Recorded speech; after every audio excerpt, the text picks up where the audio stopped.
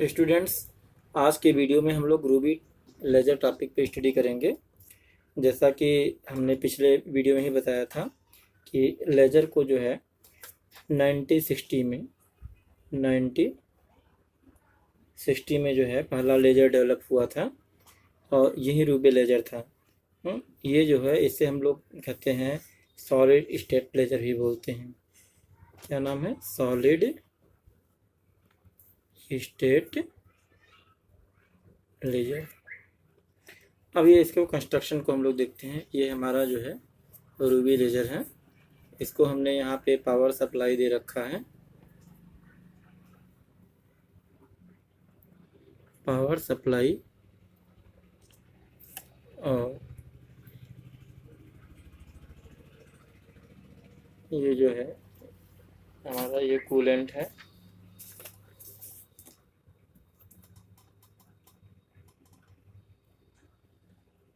ये कूलेंट है जो कि एक्सटर्नल होता है और ये पार्सली इसको हम लोग बोलते हैं जीनॉन फ्लैश ट्यूब। ये जितने भी हैं ये xenon flash tube, flash tube. और ये है पार्सली रिफ्रैक्टर।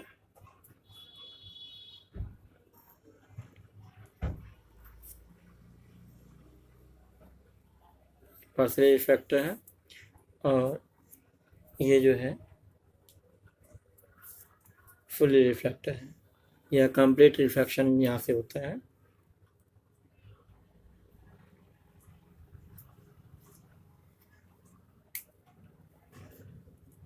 ये फुली रिफ्लेक्टिंग। यहाँ पे जो है कूलेंट मटेरियल, ये कूलेंट मटेरियल और ये जो ग्लास है ये हमारा बना होता है ग्लास, सॉरी, ये जो लेजर बीम है ये हमारा क्या है? Laser beam, laser rod, ruby rod. और ये जो बना हुआ है ये पूरा आवरण, ये क्या है? ग्लास ट्यूब, ग्लास ट्यूब से बना होता है। अब हम लोग इसके कंस्ट्रक्शन की बात करते हैं। हम लोग देखते हैं कि ये इसके 3 स्टेप्स होते हैं। पहला क्या होता है? Working substance. Working substance, working substance से तात्पर्य है कि रूबी जो है, ruby laser is made by the ruby crystal. ये पूरा क्रिस्टल से मेड होता है, Al2O3 के क्रिस्टल से। और who has shape in A cylindrical which have 2 to 30 centimeter long and 0.5 centimeter to 0.5 to 2 centimeter diameter। ये जो हमारी रॉड होती है इसकी लेंथ जो है रूबी रॉड,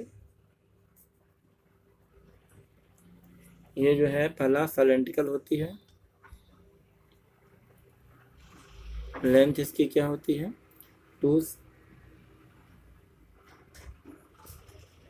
लेंथ है 2 to 30 सेंटीमीटर और डायामीटर इसका होता है 0.5 to 2 सेंटीमीटर, 0.5 to 2 सेंटीमीटर।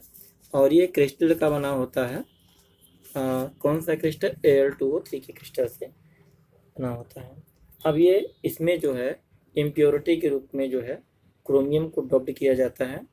अब यहाँ पे क्रोमियम जो है, इसका मतलब ये हुआ कि क्रोमियम ही जो है पूरे लेजर के लिए जो है, लेजर की वर्किंग के लिए क्रोमियम रिस्पॉन्सिबल है। दूसरा टाइम होता है रेजोनेंट कैविटी। ये हम लिख सकते हैं कि impurity of chromium, impurity of chromium responsible for working of laser.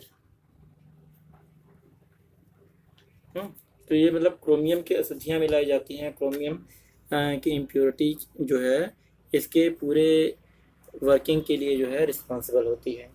Second है हमारा, इसमें हमने बताया था 3 स्टेप में होता है। तीसरा सेकंड क्या है हमारा, रिजोनेंट कैविटी। Resonant cavity. अब ये देखिए, ये free space between two ends, free space between two ends, two ends, ये टू एंड्स है, इसके बीच का जो फ्री स्पेस है which is called the resonant cavity. Its are one ends are a fully reflected and ones are the partial reflected.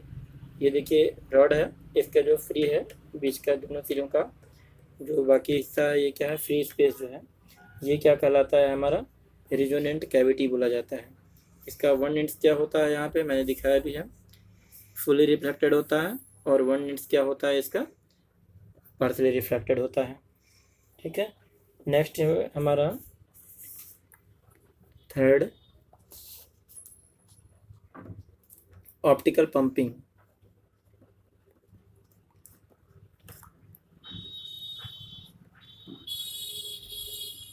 अब यहाँ पे ये देखो, ये जो टर्न लगा हुआ है, ये हमने लिखा है जिनान फ्लैश ट्यूब। जिनान फ्लैश ट्यूब का ये टर्न होता है, ये पूरे रूबी रॉड में। This tube is connected with A power supply. ये जो है ट्यूब जो है पावर सप्लाई से कनेक्ट रहती है। ये जो है मॉलिक्यूल्स को जो है एक्साइट करती है। इसका कार्य है कि मॉलिक्यूल्स को एक्साइट करना, यानी एवोस्परेट करती है। 5500 एंगस्ट्रॉम दे करके जो है ये उस पर जो है एवोस्परेट करती है। अब ये जो है, ये था हमारा जिनान फ्लैश ट्यूब। ठीक है, अब हम लोग इसके वर्किंग की बात करते हैं।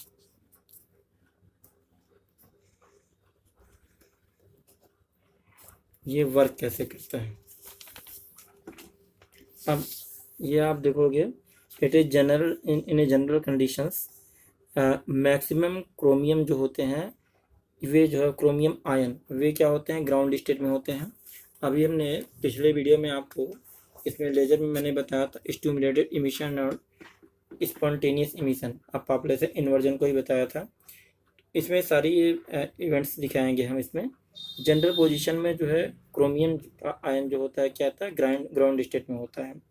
और क्रोमियम आयन जो है एनर्जी लेवल E2, जैसे मैंने ये बना दिया, एक चार्ट बना दे रहा हूँ मैं।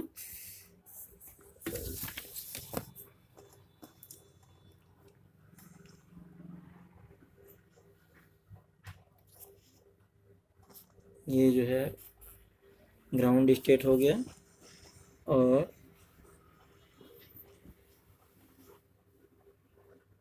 ये ऑप्टिकल पंपिंग, ऑप्टिकल पंपिंग। ये देखिए 5500 एंगस्ट्रॉम का फोटॉन यहाँ पे एवोस्परेट होता है। अब यहाँ पे इसका एक बस ये लाइन डायग्राम हमने दिखाया है। यहाँ पे 10⁻⁻8 सेकेंड तक रेस्ट करता है, और यहाँ पे ये 10⁻⁻3 सेकेंड तक वेट करता है।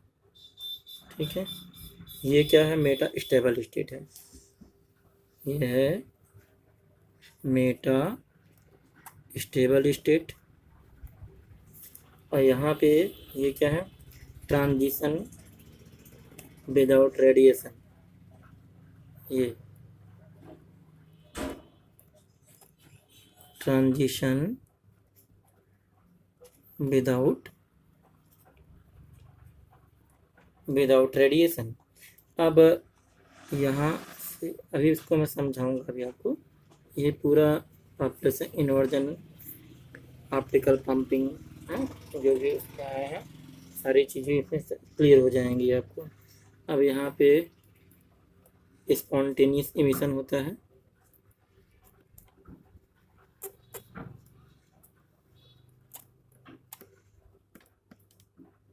इमिशन, यहाँ जो 6943 वेवलेंथ का एंगस्ट्रॉम और जो यहाँ पे इमिट होके निकलता है ये भी क्या होता है 6943 वेवलेंथ का एंगस्ट्रॉम होता है। ठीक है,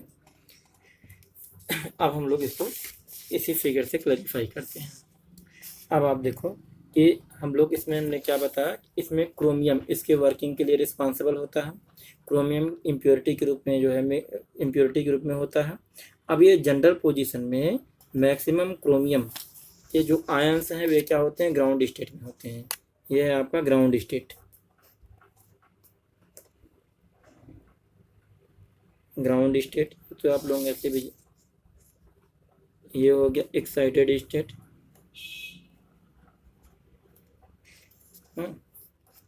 और इसको E3 और ये क्या है E1। ठीक है, ये हमारा क्या है E2, ये हमारा क्या है E2। अब देखिए क्रोमियम जो है E1 से E2 में जीनॉन फ्लैश ट्यूब या से जो है ये लाइट की वेवलेंथ 5500 एंगस्ट्रॉम को एब्जॉर्ब करके पहुँचते हैं।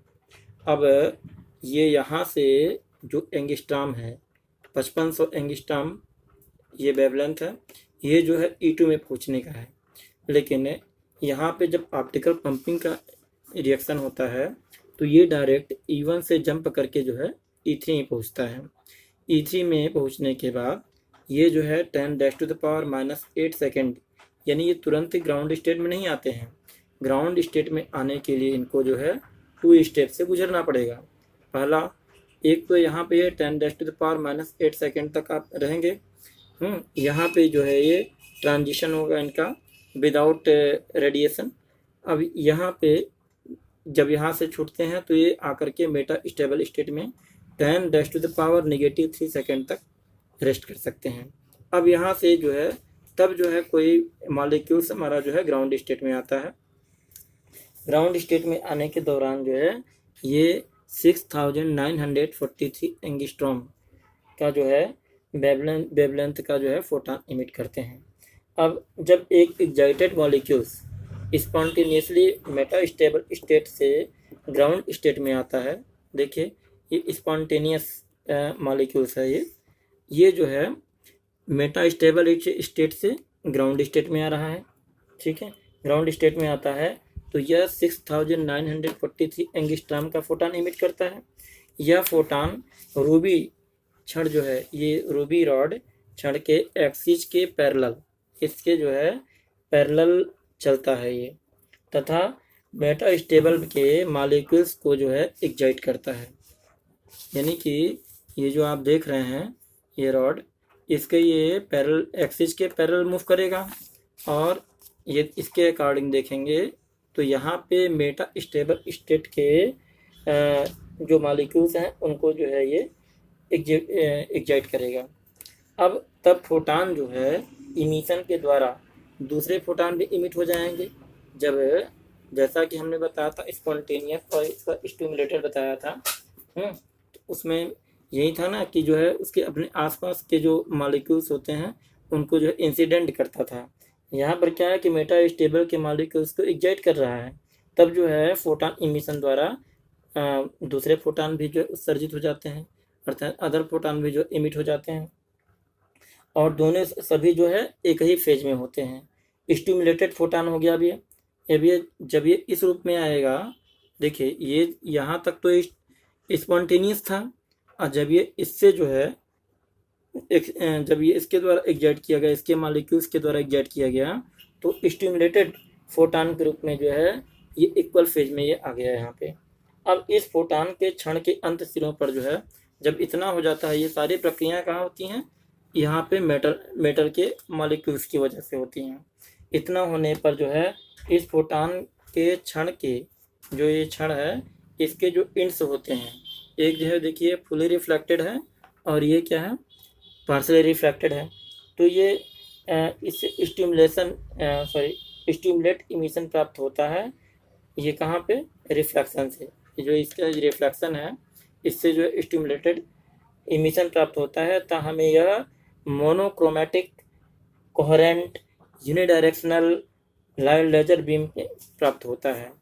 ठीक है, ये जो है यहाँ पे धीरे धीरे जब ये परावर्तित होते हैं तो ये धीरे धीरे आंशिक परावर्तित होकर के जो है देखिए ये स्क्रीन की तरफ बढ़ रहे हैं।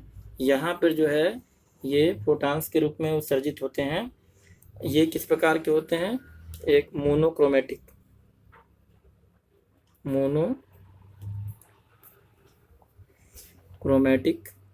कोहेरेंट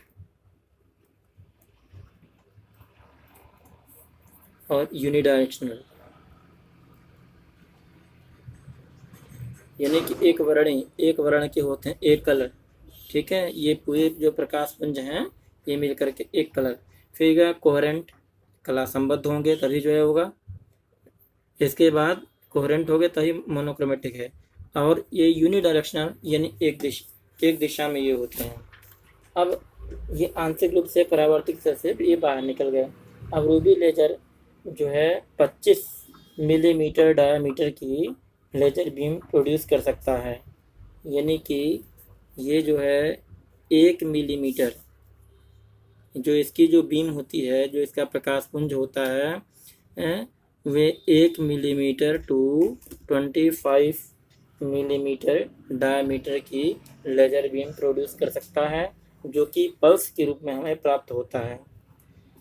अब ये जो है बहुत ही स्ट्रांग होता है, जैसे कि हम आप ये कह सकते हैं कि 10,000 वाट पावर के इक्विवेलेंट होता है। ठीक है, ओके।